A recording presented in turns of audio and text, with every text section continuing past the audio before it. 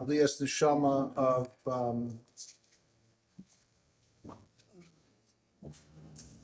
of a dear friend of mine's son, Zali Arnold, whose yahrzeit is coming up, and the schlussif of Moshe Cordovero should be a Melis Yosher for him, and he should be a Melis Yosher for all of us.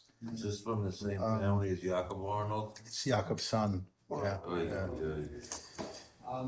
Anyway, also the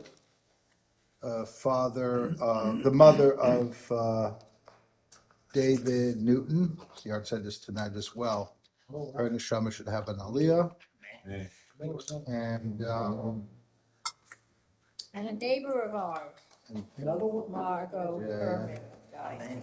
okay, her neshama should have an aliyah. Shabbat Shabbat.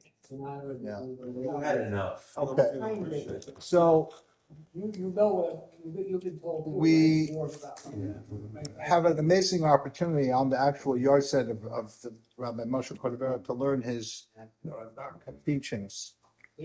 Many of you visited the city of Tzfat, and who here actually went to see the kever in Tzfat of Rabbi Moshe Cordovero? I know Shelley went. Okay, Greg, Theo, Danny, I know you were there. Yeah, I was there. You were there. Who else was there? You were there? Yeah, I was at the. Okay, you guys were there probably. It's next to the Arizal's mikvah, Arizal's kever. Tzfat? in Tzfat. We might have been there. You probably were there. Anyway, if you weren't there, you absolutely have to go. It'll change your life. And the thing that'll really change your life is after this year, if you learn, if you like what you hear, go and study the Kabbalah of Rabbi Moshe Cordovero. I think the book that I'm going to share with you mostly from Pardes Rimonim, the pomegranate's orchard, which is the theme, the major fruit of Tzfat, is translated, or at least a lot of it's translated, and for like under $100 you could buy the translation, which is actually, I didn't look at it, so I'm not familiar with whether it's good or not, but the idea that somebody went and translated it, you should probably support it. Translated what? His major work into English Ah. that we're going to be studying today. Hmm? So just a little bit of a biographical sketch before we get started. He was born, this is from this part of right now, it's just from Wikipedia for facts. He was born in 1522 Very short time. and he passed away in 1570, which would make him 47, 48. I've also heard 49, just under 50, in the city of Tzfat. He was married to the sister of Shlomo Alkabetz, who's famous because we sing every Friday night the Lecha Dodi, and his name appears in an acrostic in Lecha Dodi, one of the most beautiful, Kabbalistically inspired liturgical pieces in the Siddur. That also gives you that was his Kabbalah teacher, his brother-in-law. I think he's taught him before they necessarily made the shidduch, so he was a good student. And in rare occasions, a student eventually becomes his teacher's teacher. This is one of those things that Rabbi Moshe Cordovero was such an outstanding Kabbalist that at some point his teacher realized that he knew more Kabbalah than he did, and he started studying with his student. He started learning from his student. That's how great of a Kabbalist he was. If you read some of his writing, he was a very searching soul who was looking to be in a relationship with God. And he had some type of vision when he was 20, that from that time on, he was pursuing the study of Kabbalah and the relationship with God. Part of the relationship with God is beautiful when you go to Tzfat now, is that you have anywhere in Israel, the power of connecting the sages, the teachings of the sages, and being able to be in the land that they walked in, and to visit their places that they were buried in, is like a spiritual drug. There's no other way to describe it. If you're sensitive, if you develop that sensitivity, when you go to those places, they give you access. They lend their teachings. You could even arguably say they lend a little bit of their soul to you. And that was one of the practices that he was involved in, was going to these sacred sites and convening with the souls of the departed. There's a book about it as well, and that was predominant through that contingent that he led, as well as the contingent that would be led by one of his maybe disciples. I say maybe disciples. The story of Tzfat is that there was already Kabbalists there, but the Arizal came to Tzfat at the very end of the life of Rabbi Moshe Cordovero. They say he saw the sefer that we're about to learn, the Pardes Rimonim. He saw it. It was printed in the lifetime of Rabbi Moshe Cordovero. The Arizal saw it and said, I'm coming to hear this rabbi teach. It's not clear how much he actually learned from Rabbi Moshe Cordovero in person. Some versions are he got there right before he died. But what's clear is that within a short period of time, some of the former students of Rabbi Moshe Cordovero had become students of the Arizal. And at some point, the teachings of the Arizal, which are very similar to the to Rabbi Moshe Cordovero on the one hand, but they're very different on the other hand. And the reason why they're similar is because they talk about all the same things, and they often say very similar things. But the difference is that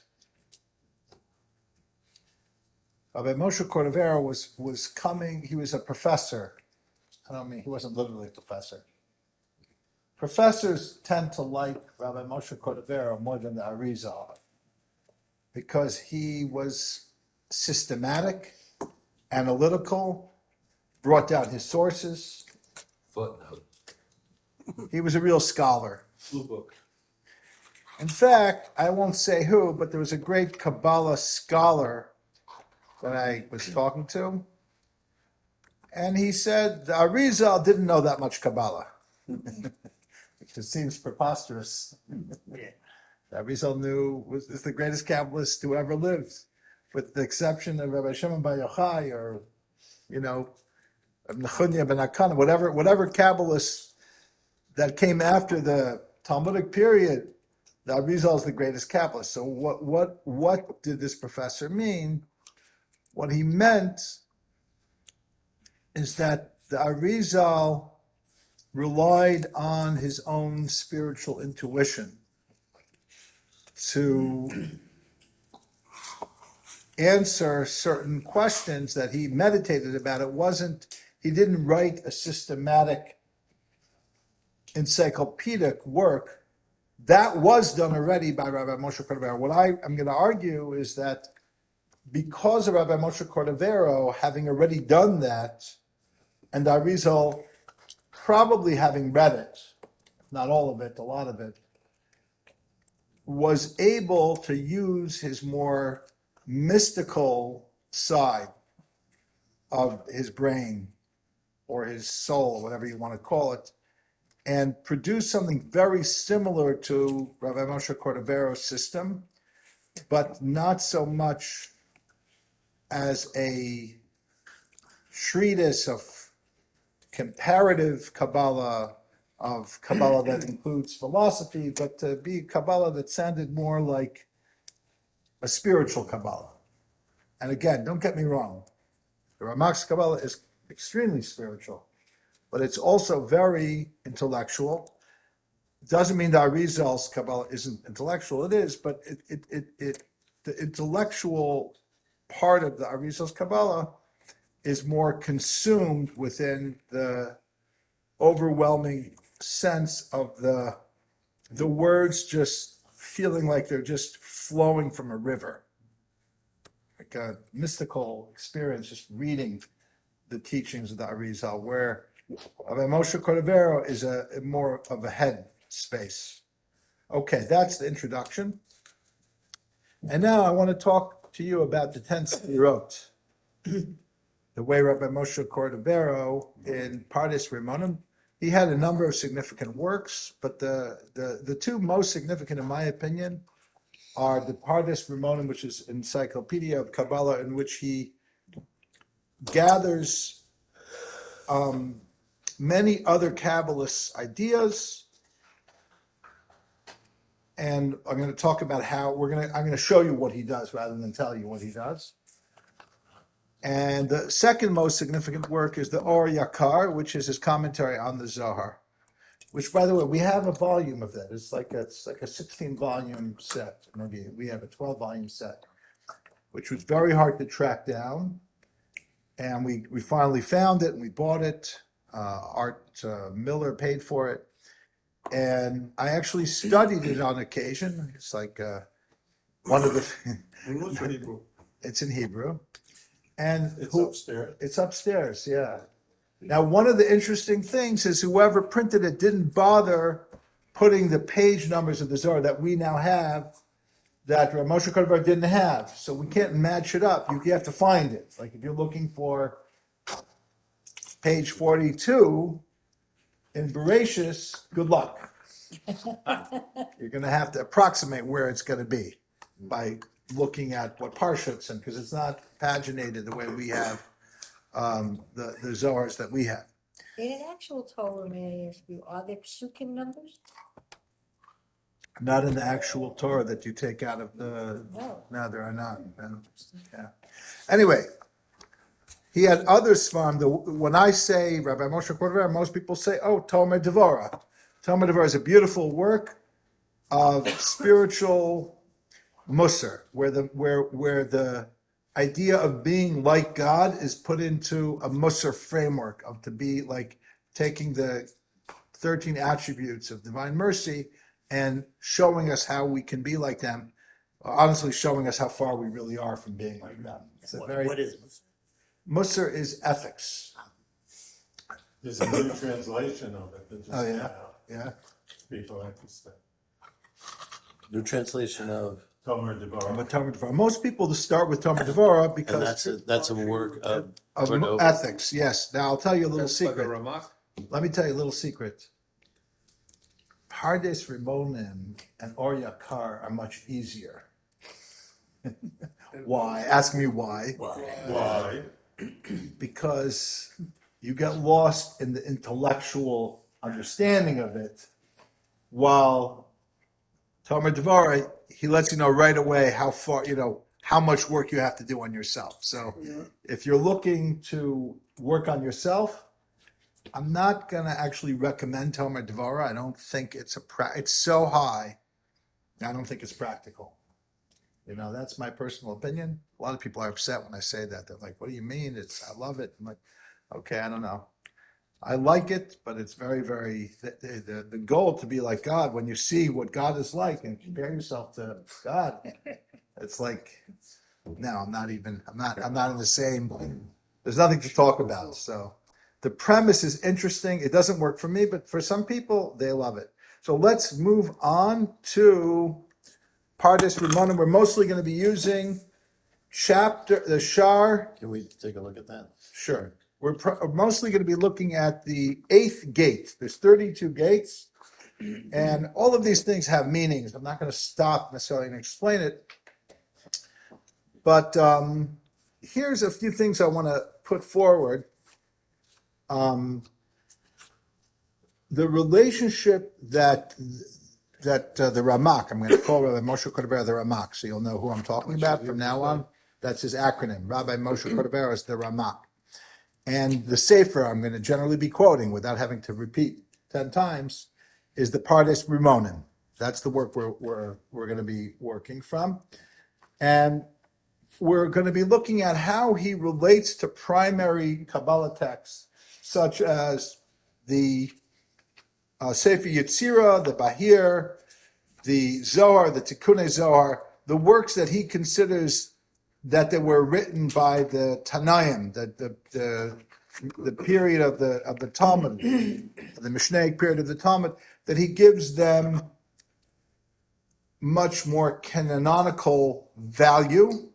And then the second level texts that are not as primary to Kabbalah, which is what he considers the medieval and post-medieval Kabbalists that he respects, some more than less, and he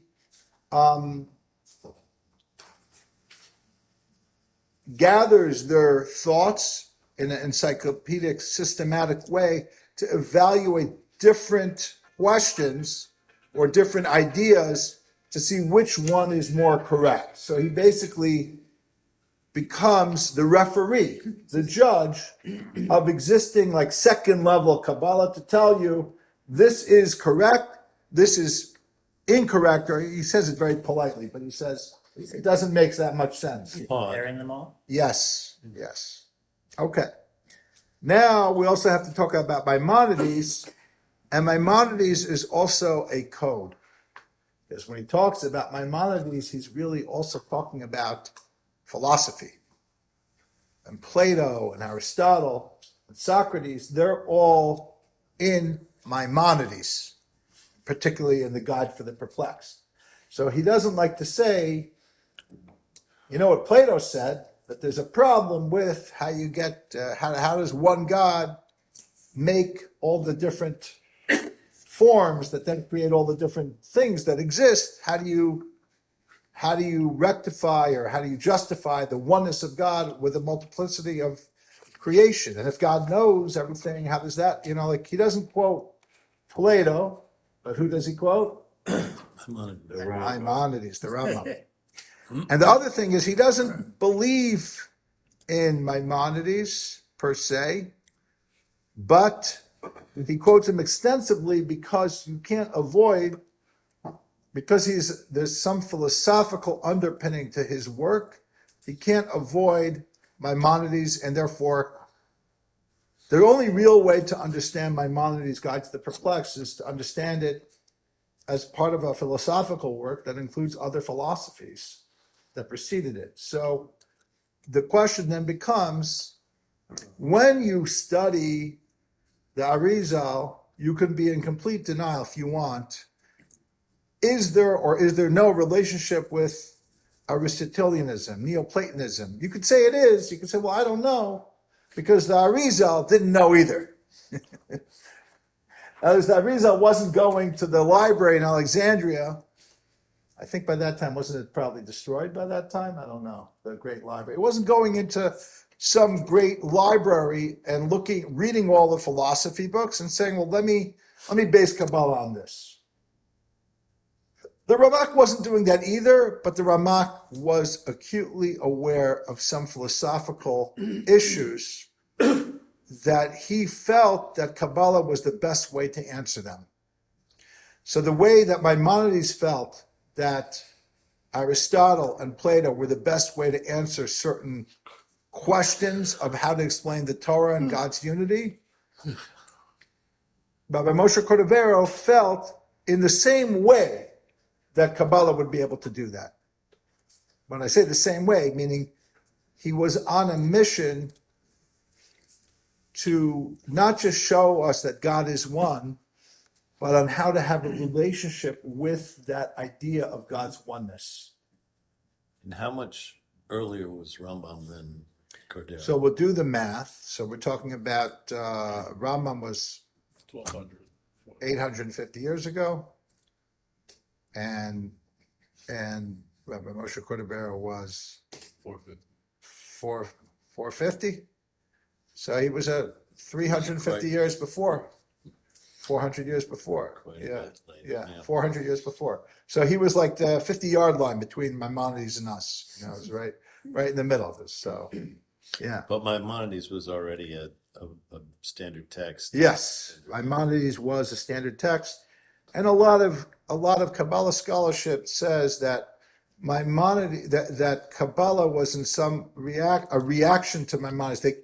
The idea that you could come up with ideas to explain the Torah sparked a lot of Kabbalistic creativity, saying, well, Maimonides was wrong, but the idea that he could have ideas to explain what's behind the Torah, we're going to do that in our own way. And that's how a lot of, to simplify some Kabbalah scholarship, is they see a lot of influence of Maimonides, even if it's reaction and opposition, but still influence. Now, let's talk about the 10 sephirot. So,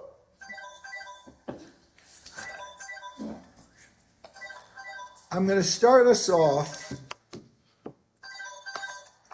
in the Shar Rishon, the first gate. Are there 10 gates as well as 10? 32 gates. 32. 32 gates. Lamed Beis Nesivot Chachma. Those are 32 pathways of wisdom that's mentioned in the Sefer Yetzirah, which is that's the first beginning of the first Shar, is taking a look at some of the early paragraphs of the first chapter of Sefer Yetzirah. Now, we just did the Sefer Yetzirah last week. We just went quickly through the first chapter.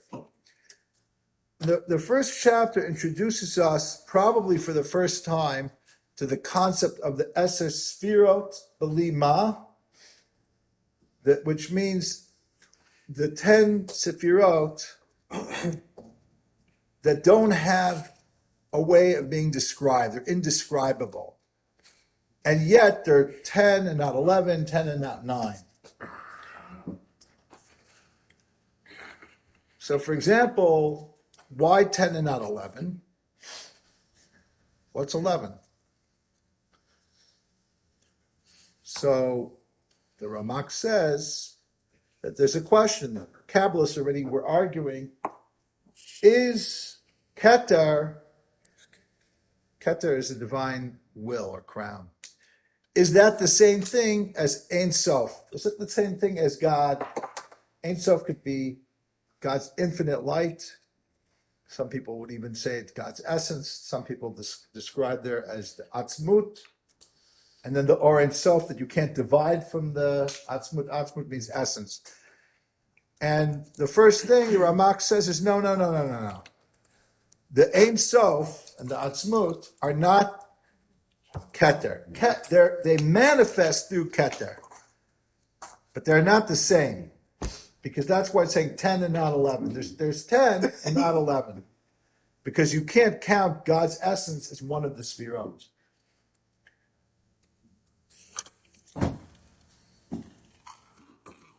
Eleven is Brunson. What? 11 is Brunson. What is That that? is Brunson. That's a Knicks Beautiful. Yeah. Or Spinal Tap. I think you pronounce that Brunson. 11 are the brothers of Joseph. Okay. Now the other thing is that the 10 sephirot exist on different planes, which means you have the higher world. Let's say you have the world of Atzilut, and then you have the world of Bria. So the world of Atzilut comes from the root of Etzlo, which means next to him. So it's the world of emanation, which is the beginning of the description, really, of the 10 sephirot, generally referred to the 10 sephirot as they are in the world of Atzilut. And below that is the world of Bria. The word for Bria is bar, which means on the outside. So the question always becomes, when's the inside versus the outside?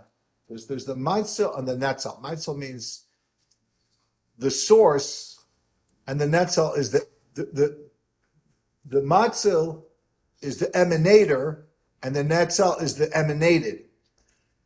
But all of Kabbalah is involved with the question of when is the emanator differentiated from the emanated, and when does it not affect the oneness of the emanator? That's the big question of Kabbalah, is that we don't want to say God has different parts. So each of the sephirot is a part of God. We just said that we don't want to say God has different parts. Okay. So the way we get around it, the Ramak introduces the concept that the way we get around saying God has different parts is God is one, and he manifests through the 10 sephirot, and the 10 sephirot are the interface between the creator and the created, and that way you get away with God is one, which it's not just that he's one. The word is it's pashut betachlit hapshitus.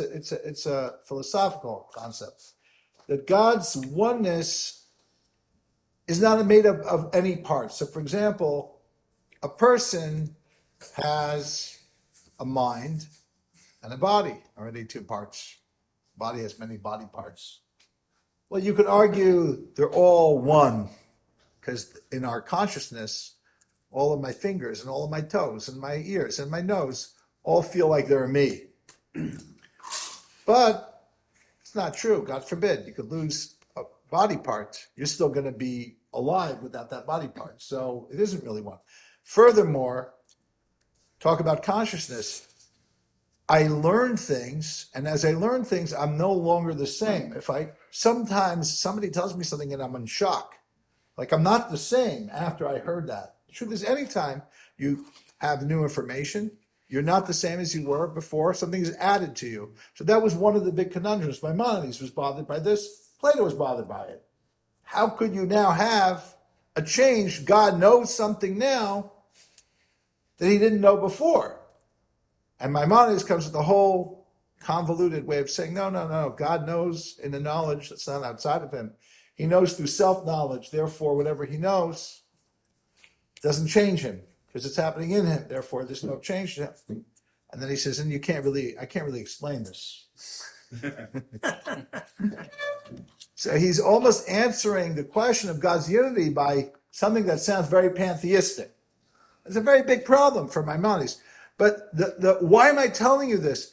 Because it's clearly an issue. Once, I think it was Plato who introduced this question, that how could you have four different forms that you combine into multiple different millions, billions of configurations to make everything that we have today. That's how they understood. They had the theory of the four forms, the elements.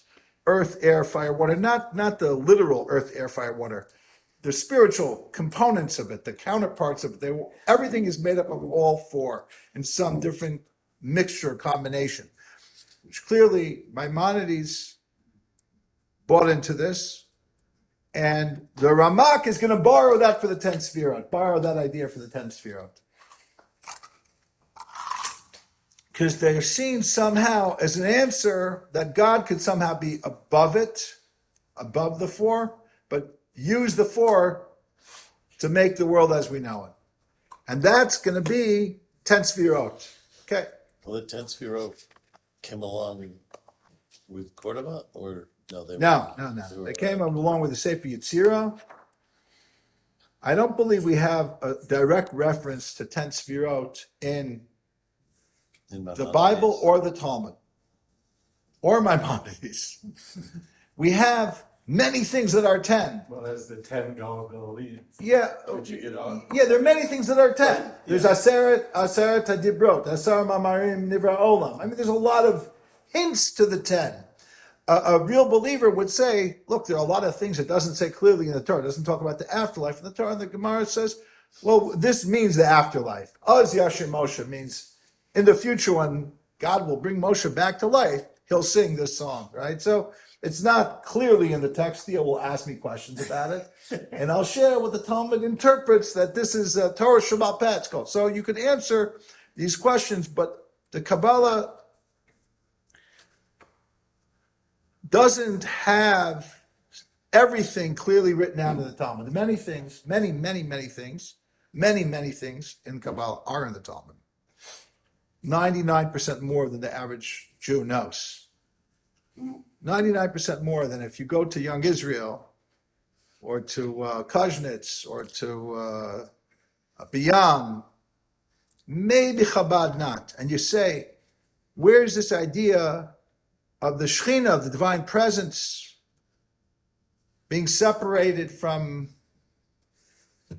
the divine presence being in exile, the unity of the Holy One, blessed be He, and the Shekhinah? They'll say that's a Kabbalistic concept. The truth is, many of those concepts, no, it's a Talmudic concept as well. It's more articulated in the Kabbalah.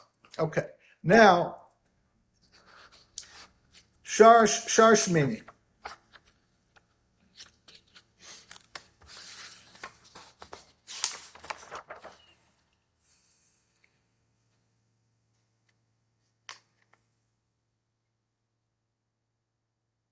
So now what the first and foremost goal that Rabbi Moshe Cordovero has here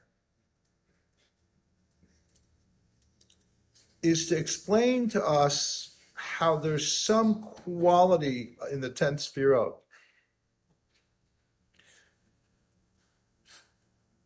that doesn't really limit them for what their respective function is. So, for example, if you look at the function of the 10 sephirot, it goes something like this. Keter is a crown. A crown you wear above your head, which means not what you're actively thinking about per se, but what your truest desire and your will is for. Now, sometimes you're not fully aware of what it is. Definitely other people are not necessarily aware of what your purpose of existence is, so to speak, or your purpose, your true purpose in a given mission. You might articulate what you want to the other person, not in terms of what you really desire in the deepest level, but what you want them to hear. Okay, Keter. Chachma is the flash of a new idea. Bina is analysis. Chesed is kindness. Devorah is judgment. Netzach is perseverance or winning, never losing. Hod is empathy. Yesod is transmission, bonding. Malchut is actualization. Very simple. Wrong. Okay, why is it wrong? Why is it wrong? Why is it wrong? Because it's simple. Because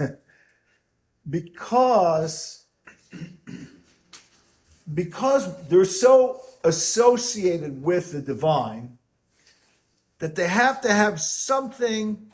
It would almost be like saying God's right hand, right? And God's left hand. It says God's right hand made heaven and God's left hand made earth. It's a verse that says that. So if you're going to say, how does it? From the Talmud? No, it's a verse in the Torah. Okay. God's right hand, it's not in the Chumash, but it's in the Navi. Okay. If God's right hand made heaven and God's left hand made earth, that means God has hands, right? So no, God doesn't have hands.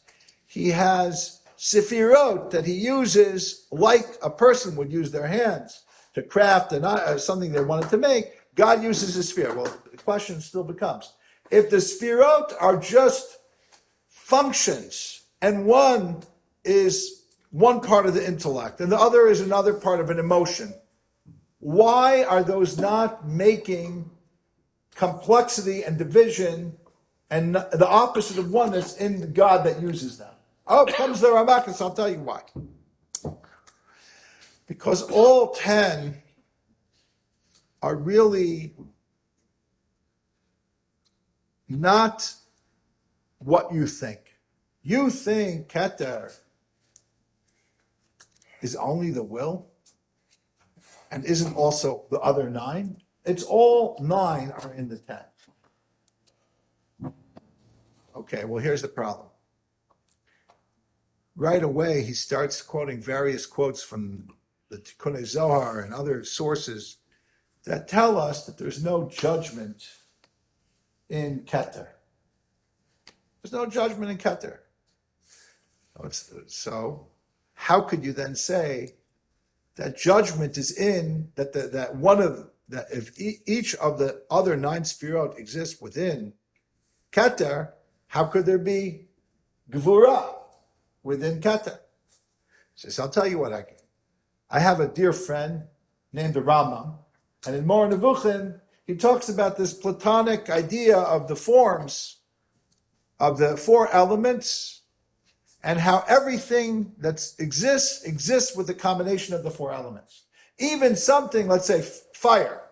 Fire and water are the opposites. So how could it be that water is in the fire? It must be a spiritual thing. It's not actual water in the fire. It's something that these 4 things are such basic building blocks in their essence that it's their combination that creates everything that exists. So too, the 10 sephirot are not as specific as we say they are.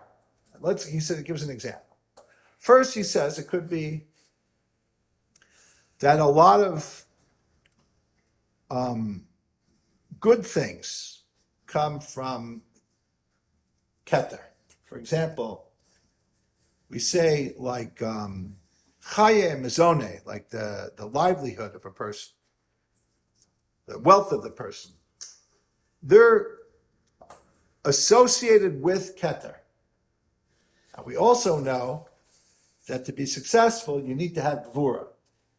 For example, the most successful boxer, who's probably earned the most money, if not the most, close to the most money of any sportsman, is a man named Mayweather. So I don't want to talk about the Jew who might have fleeced him a little bit. Hashem should be meichel. Hopefully he didn't. He claims he's innocent. But what happened to all Mayweather's money? Money Mayweather. What happened to all of his money? He's a spender. It's very easy to spend $100 million if you're a spender. There's a lot of people who will take that money. You could spend that on a lot of things. So to have wealth, you need to have gevurah. You need to have restraint. So on the one hand, you need the mazel, which is coming from Keter, the crown. So it doesn't literally mean there's no gevurah, because if you don't have the vessel to hold on to the money, if you can't say no, I don't want to buy that, that's too expensive, I don't need that, you're not going to have any way to retain the money. You're with me? So he gives that as an example.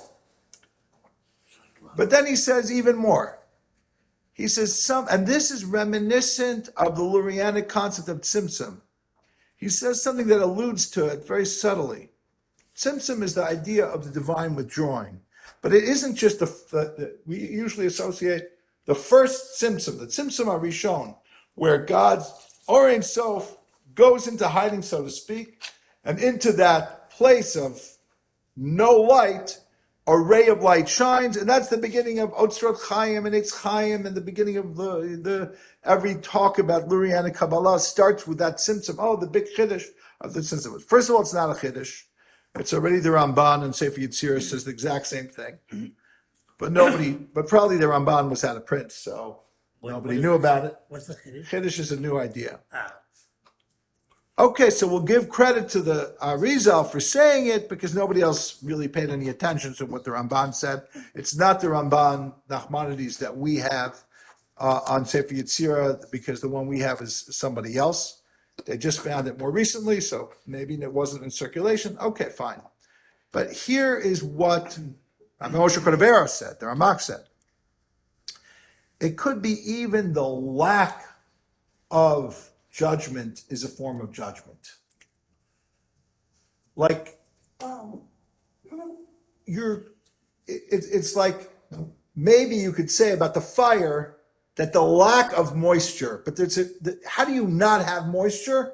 Because you could have moisture, but you don't. Like the tree is dry, so it becomes a tinderbox, boom, and it catches on a massive fire, right? Like but it's still the water or the lack of it. There's something, it's in relationship to water.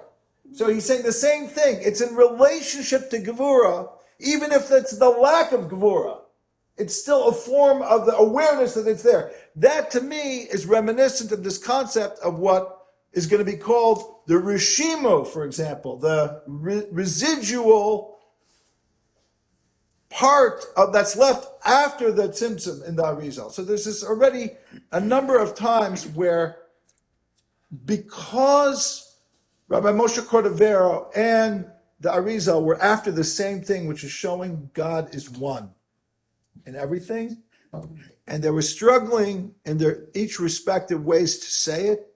The Arizal came up with a Tzimtzum, or he reimagined or re-gave us this idea of the Tzimtzum that was hidden, although it was taught earlier, 350 years earlier by the Ramban. He revealed it again. But the Ramak says it in a different way in many places. So for example, he says Keter, when it comes to Keter, you have to say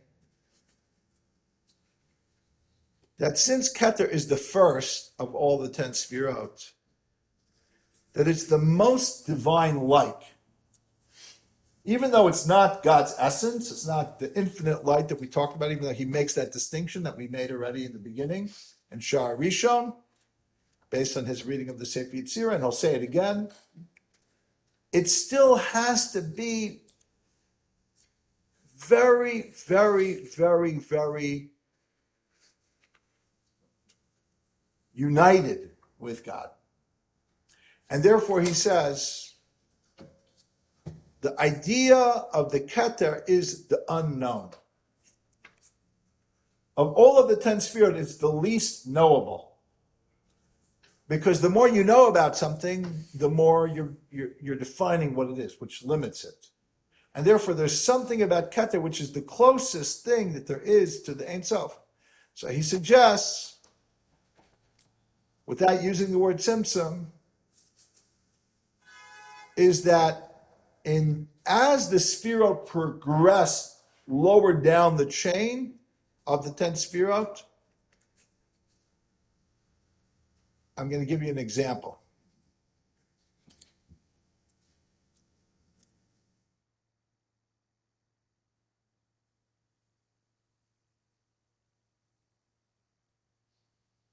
A politician who can't get their hands dirty, but knows there's a problem, says to a fixer, you're aware of the problem. Fixer says yes. That's it. You are aware of the problem. Yes. 7 words. That's it. He can't get his hands dirty because Because he's a president of the United States, not Trump. Before that, right? He can't get his hands dirty, so he tells the fixer. The fixer says yes. Then the fixer goes. The fixer has to figure out the fixer is not the guy who gets his hands dirty. He hires the person who will hire the person who will hire the person who will hire the person who will hire the person who will hire the person who will hire the person to get it done. like Hillary Clinton, it's a good example. So basically, The whole Godfather. Definitely. if you think of it like that maybe even the word isn't fixer. It's like the advisor to the president. So Keter is the highest advisor to the president, to the Melech Malchei Amlachim. President is not the right word. It's a dictator, right? President means nothing compared to what God has. But, okay, you can't use the word dictator because then people will get upset because we don't like dictators. But the idea is that Keter has to be almost like God in the sense that it's not getting its hands dirty. it's only as it goes lower down the chain of the 10 sephirot and really lower down the chain of the olamot, really. That's why we have to introduce the olamot. So within one olam, within the world of Atzilut, it has to go all the way down to Malchut for anything to actually happen. And then for it to happen in a bad way, it has to come down in many, many messengers in many different worlds. So we're forced to say that in the world of Atzilut, in the sphere of Keter, there's this sense of divine oneness, and therefore Keser is also one. Keser, but it still has to contain the other 9. So he spends 20 pages talking about this. Let me read a little bit to you. Okay.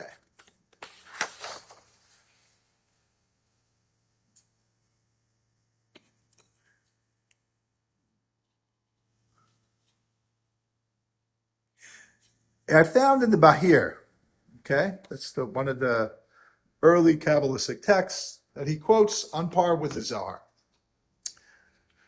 Amai ikri sphira mishum hashamayim misachim fokel. Why do we call a sphira a sphira?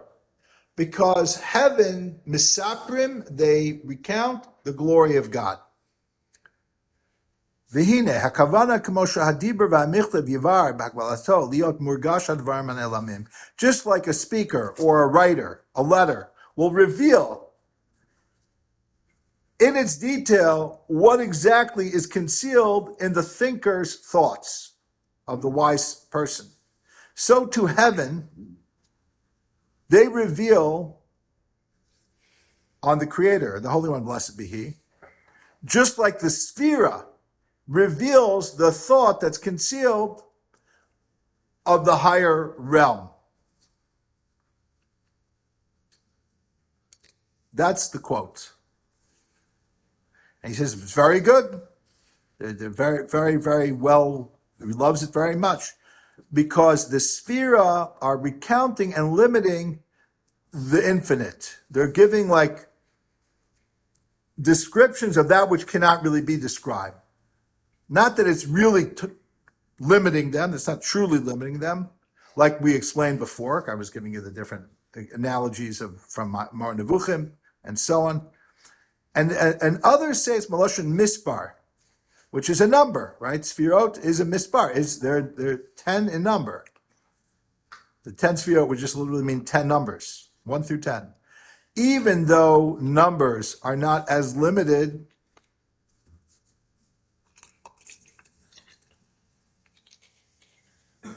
yet compared to their shoresh, compared to their source, they would have some limit on them.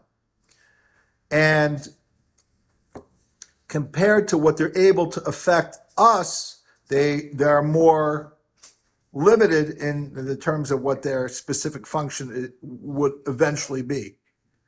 Others say it's sipur, a story. Why? Because it means there are certain things, this is a quote from the Talmud, it isn't quoted, but you can't speak about what's before. Like there's certain things about God you can't describe. And there are other things that you're allowed to talk about. So you could talk about the 10 sephirot, but you can't talk about the Ein Sof. And some people say it's a tchum. It's like a boundary. They limit what are the limitations. They're not literally limitations, but they're relative limitations. Okay. Now I just want to say he also says this wild thing. I didn't want to forget to say this. He says you have to believe in the 10 sephirot. I don't know if I agree with him. He says you're required to believe in the 10 sephirot. Why do I not agree with him? Because I think Does it mean to believe in them? that there are 10 That they sephirot. exist. That they exist, yeah. And for people who love Maimonides, who did not buy into the 10 sephirot, for Misnagdim, who believe that you can't learn Kabbalah till you finish all of the Talmud 101 times. After 40. Yeah, and also, some of them are saying like you can't do that until you know everything else, and they're never going to know everything else. So what are they? Are they apikorsim or kofrim because they don't believe in the 10 sephirot because of their ignorance? I don't agree with that. but I don't want to begrudge him his passion for the 10 sephirot. His thoughts that it's answering this question. And now I want to say something else very important. Not only is it answering the question, he says this in a number of ways. It's also doing one other thing, which is what? Which is giving people a chance to have a relationship with God. It's not just that now we have permission to believe that God is truly one on a philosophical level and so on. He says the purpose of Kabbalah is that when we realize, a lot of people think the difference between Hasidus and Kabbalah is that Kabbalah teaches you what God is about the divine realm, and Hasidus tells you how you are created in the image of the divine. But the Ramak said that already. The Ramak already said that just like these 10 sephirot exist on high, they also exist within the soul. I mean, that's basic Kabbalah. But therefore, because of that, every part of you can get back up the chain to go to the world above you, to go to the world above that, to get back to the Keter, to get back to the original Keter. So what was claimed by many people, great tzaddikim, to be the chidush of the Baal Shem Tov, the novel idea of the Baal Shem Tov, which is the emphasis, Hashem Tzilcha. You know what that means? No. God is your shade, which means God is, you're moving below, you're doing a mitzvah below, and God is going, wow. And that is a little bit in the Torah, a little bit, not completely. God is your shade? God is your shade, like a tree Shadow. shadow. Thank you. Shadow. Which it's not just protection, it's that you, when you do a mitzvah below, God is, the Kabbalists say we are imitating God, and the Hasidim say God is imitating us. But that's already in Rabbi Moshe Cordovero, that's already in But Pardes doesn't Rimonim. that mean that God changed? That's why you need the 10 sephirot. Okay. And the way I like to explain it to people is God is unchanging, but that's not the part of God that we can talk about. Okay. So we can talk about the sephirot that are in relationship to everything, that are dynamic. And the part of God that's unchanging is unchanging. You're not even allowed to talk about it. You're allowed to talk about why it's unchanging, and the whole way that the Arizal has is through the 10 sephirot. Okay. But, I mean, you wouldn't say the sephirot are a part of God. Oh, so he has a chapter on that. And it's a very good question. I didn't learn it recently, but I learned it years ago. And he says the following. He says there's a machlokas. He brings two different opinions. One is that the sephirot are divine, and the other is that they're vessels. They're like, just like the sun and the moon. He doesn't compare them to the sun and the moon, but everyone knows that the sun and the moon, we don't worship the sun and the moon because they're created. They're doing God's will, but they're just created. So the 10 sephirot, they're a higher level, but they're still doing God's will as some other entity that's doing God's will. So he comes up with this interesting, he splits the baby. He says, all the sephirot are orot b'kelim. The energy or light is the word, best description we have, in a vessel. The light of the Sphira is elokut, is divine, and the vessel of the Sphira is a vessel, is not divine. So he somehow maneuvers that. The question still is, how could you have light that, and you'd have to say that only possibly, good question, is that only the higher olamot, or even the lower olamot? What is Olamot? Olamot are planes of existence. Worlds, different worlds, not different physical worlds, but he splits the differences. And again, all of these things can be questioned. If the light of the sephirot are elokut, how does that not make multiplicity? So you have to answer that there is no multiplicity in the R somehow. So the answer he gives quite often is like if you see like water or something like that, the color that's coming into the water is through some other thing, like the glass that you put the water through. The water itself doesn't have a color.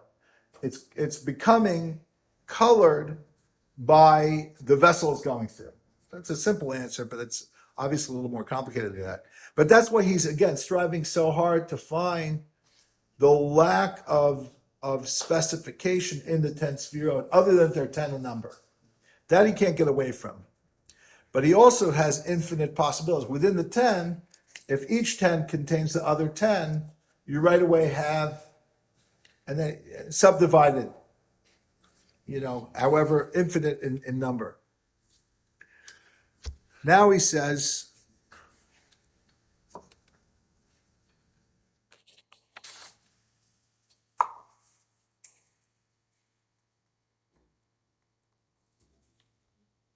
And these are levels of human development as well. We can rise up to different levels. yes, yeah. Now he says the question is chesed, we have chachma and bina. Is chachma, God's wisdom, and again, we also have chachma and bina. We have it, but we have it at a human level. But when it said, now, everything is based on a verse in the Torah. B'tselem Elokim, right? That Nasa Adam B'tsalmei Kud Musin. When God said, let us make Adam, and by extension Eve, and by extension you and me, let us make Adam in our image. Who's the us? The 10 sephirot. Plural, right? In our image is that we'll also have Chachma and Bina. We don't have infinite Chachma and Bina, but we have some element of Chachma and Bina. We have the operating system of the 10 sephirot exists within us as well. So is Chachma Chesed or Gvura? Because also you have to understand there's right and the left. The Kabbalists like to divide everything, the right and the left. The right side is Chesed. So that's ultimately what we're going to go with. Chachma and Chesed are going to be on the right, which is kindness. And on the left is Bina and Gvura. That's the answer.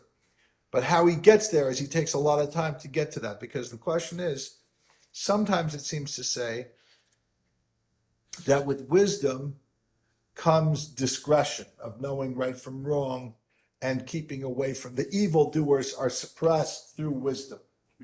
That would indicate that within Chachma, I'm using the word wisdom for Chachma, there is an association with Gevura, with restraint and judgment. But ultimately he rejects that, even though because he says, Bina, there's like two types of people. One person could be very creative, but they're not analytical. They're just creative. Another type of person can be very analytical, but they're not creative. You have to give them all the information and to analyze everything they're given. Right. But they're not going to come up with a new solution, but they'll have the best analysis of what is already there. Okay. Now, most people have a little bit of both, but we associate Gevura with Bina. Ultimately, What is Bina? Bina is the analysis, the understanding that analyzes everything, and that's more associated with the with Gevura, because that's where the source of judgment is. We're going to wrap it up. Thank you, guys, and Thank you. Thank you.